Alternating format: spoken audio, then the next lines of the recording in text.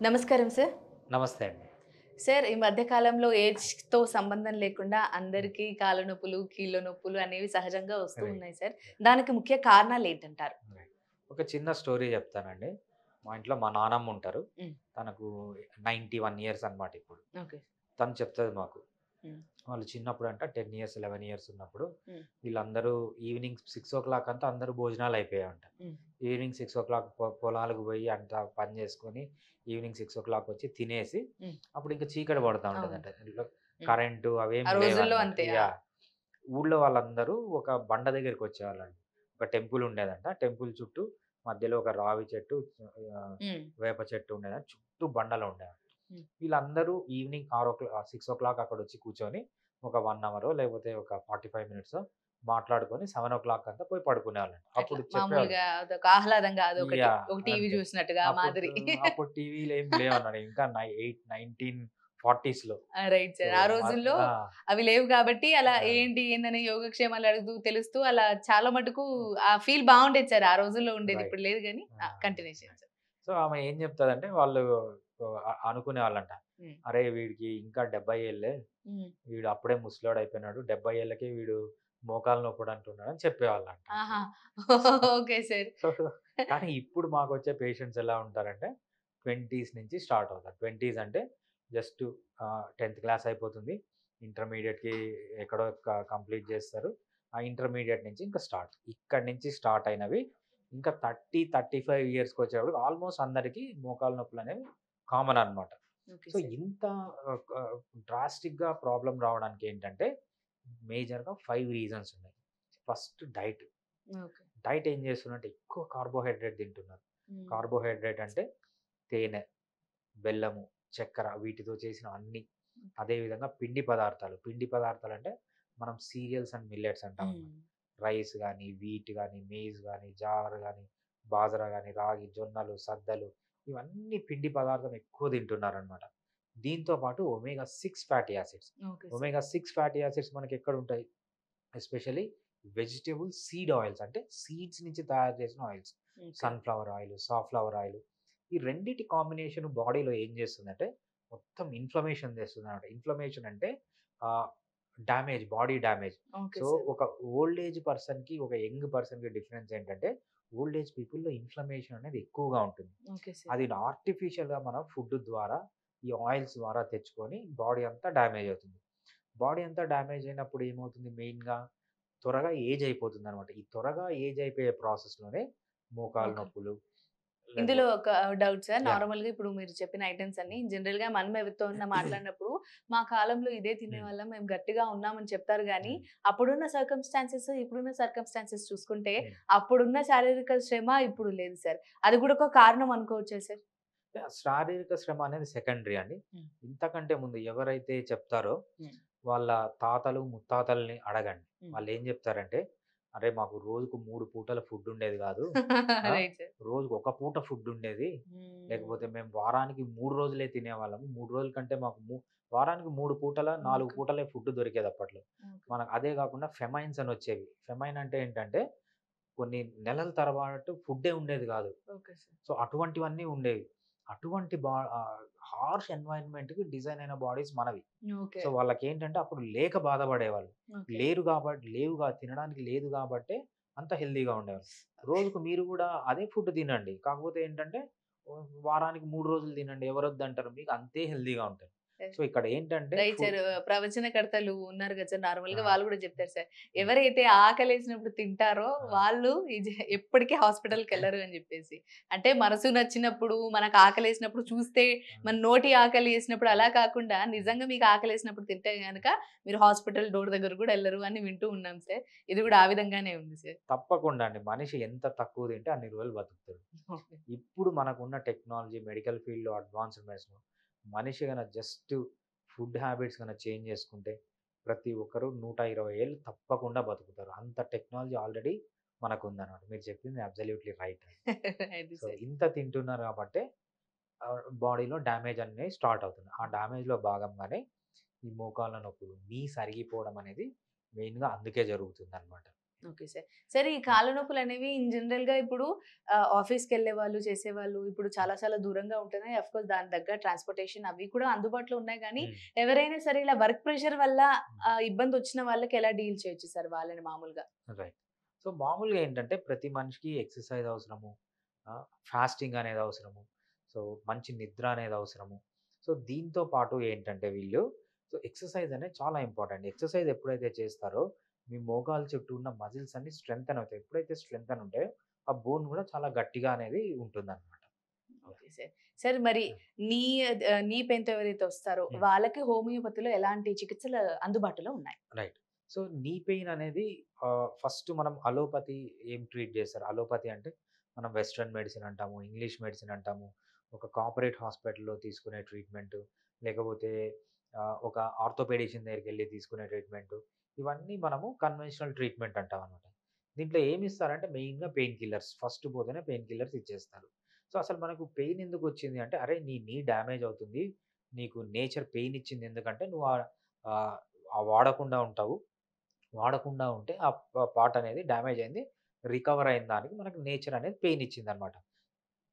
మనం ఏం చేస్తున్నాం దాన్ని పెయిన్ కిల్లర్‌లు ఇచ్చి పెయిన్ చంపేసి డ్యామేజ్‌ని కంటిన్యూ చేస్తున్నాం. Okay so, sir. అందుకేంటంటే ఉన్న పెయిన్ డ్యామేజ్ అనేది పెయిన్ తగ్గిన డ్యామేజ్ అనేది పెరుగుతూనే ఉందనమాట.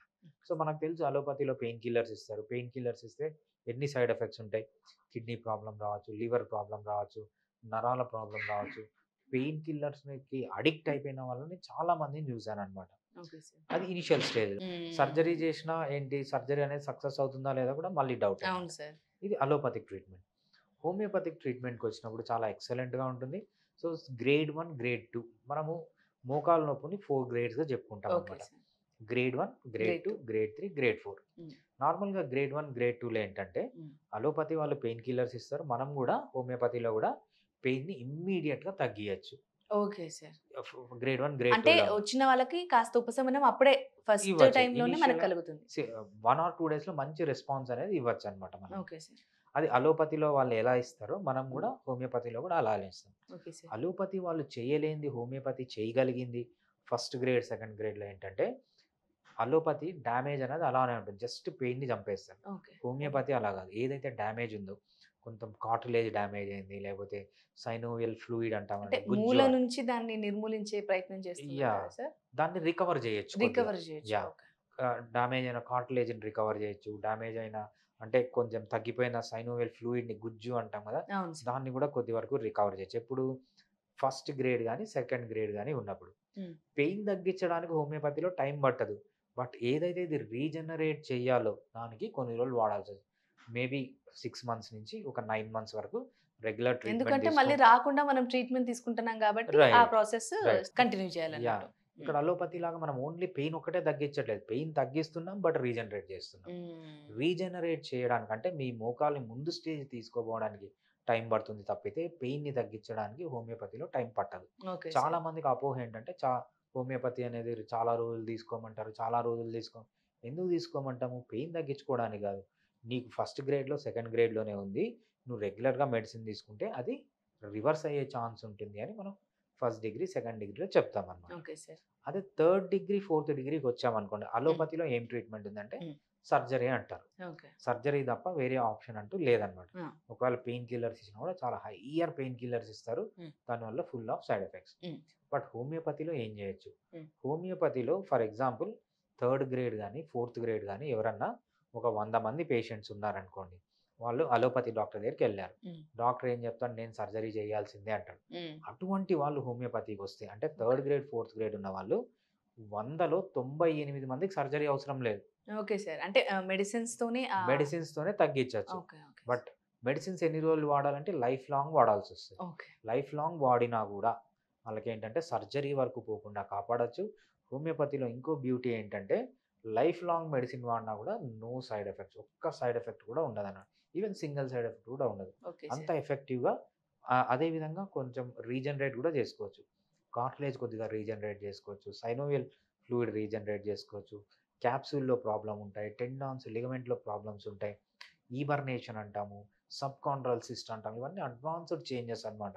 Okay sir. మోకాల్లో మనం చూసేది. ఇవన్నీ కొంతవరకు తగ్గించుకోవచ్చు.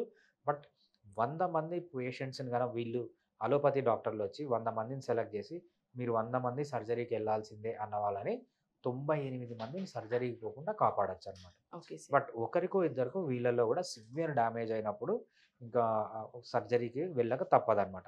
Okay but sir. 100లో 98 మందికి సర్జరీ అవసరం లేకుండానే హోమియోపతి ట్రీట్ చేయొచ్చు. నా దగ్గరకు వచ్చిన పేషెంట్స్ 100 మంది వస్తే వీళ్ళు 98 మంది హ్యాపీగా ఉన్నారు. మెడిసిన్స్ రెగ్యులర్‌గా వాడుతున్నారు. ఇంతవరకు సర్జరీకి అయితే వెళ్ళలేదు. సార్ మరి హోమియోపతిలో మెడిసిన్‌కి వచ్చేసి మెడికేషన్ ట్రీట్మెంట్ అనేది అఫోర్డబుల్లే ఉంటుందా సార్? యాహ్! డెఫినెట్‌గా అండి. మనము అలోపతితో పోలిస్తే వాల్యూ హ్మ్. ఇక్కడేంటి అలోపతి వాళ్ళు ఏం చేస్తున్నారు?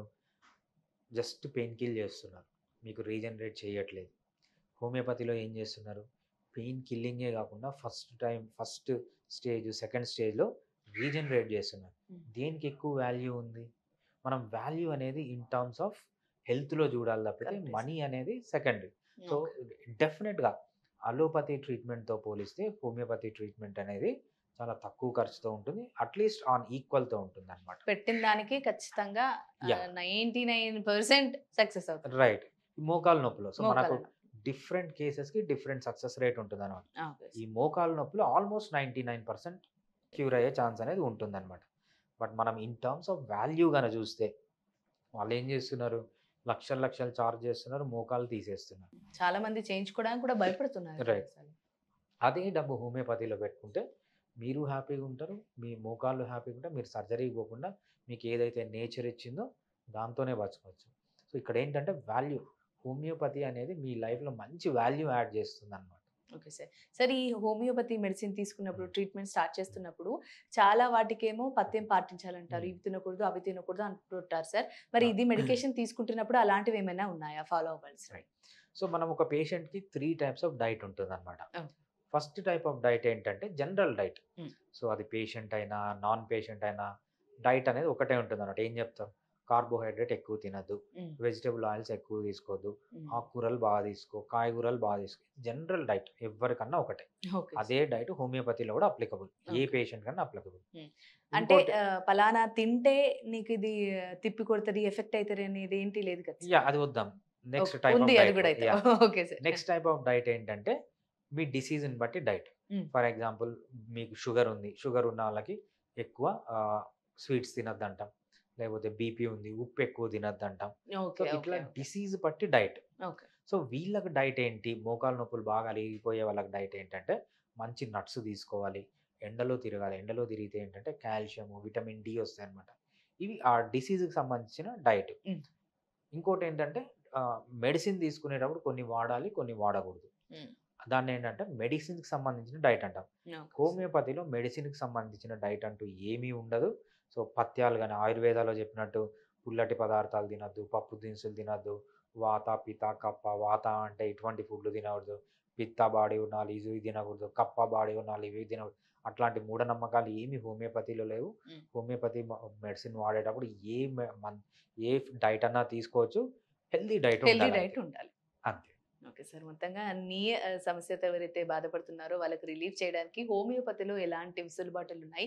అసలు అవి రాకుండా ఉండాలంటే ఏం చేయాలి అనే దాని గురించి చక్కగా వివరించారు sir. Thank you so much. Thanks అండి.